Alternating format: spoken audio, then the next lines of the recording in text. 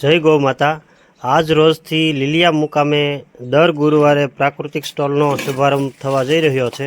તો તાલુકા વિકાસ અધિકારી સાહેબ તેમજ તાલુકા લીલિયાના સરપંચ અને તાલુકા પ્રમુખ દ્વારા રિબિન કાપી અને શુભારંભ કરવામાં આવ્યો હતો।